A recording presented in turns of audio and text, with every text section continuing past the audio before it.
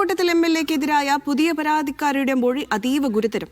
ക്രൂര ബലാത്സംഗം കൂടാതെ സാമ്പത്തിക ചൂഷണം നടത്തിയെന്നും പ്രവാസിയായ യുവതിയുടെ മൊഴി. ഗർഭചിത്രം നടത്തിയ ഭ്രൂണത്തിന്റെ DNA പരിശോധനയ്ക്ക് രാഹുൽ സഹകരിച്ചില്ല.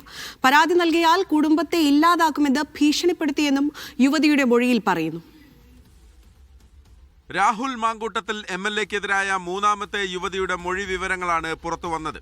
വിവാഹബന്ധത്തിൽ പ്രശ്നങ്ങളുണ്ടായ സമയത്താണ് താനുമായി സൗഹൃദം സ്ഥാപിക്കുന്നത്.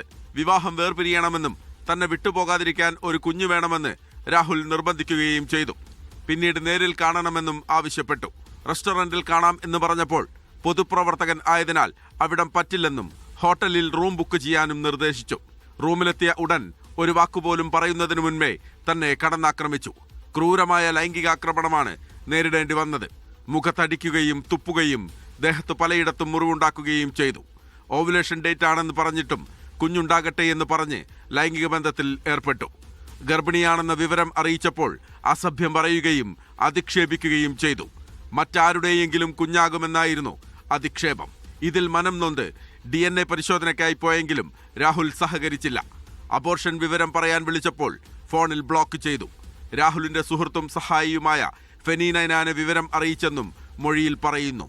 രാഹുൽ നടത്തിയ സാമ്പത്തിക ചൂഷണവും യുവതിയുടെ മൊഴിയിലുണ്ട്. പാലക്കാട് ഫ്ളാറ്റ് വാങ്ങിത്തരാൻ രാഹുൽ ആവശ്യപ്പെട്ടു.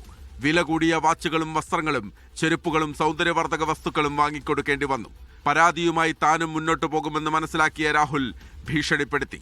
സഹോദരിയെയും അച്ഛനെയും അമ്മയെയും അപായപ്പെടുത്തുമെന്ന് ഭീഷണി മുഴക്കിയെന്നും യുവതിയുടെ മൊഴിയിൽ പറയുന്നു.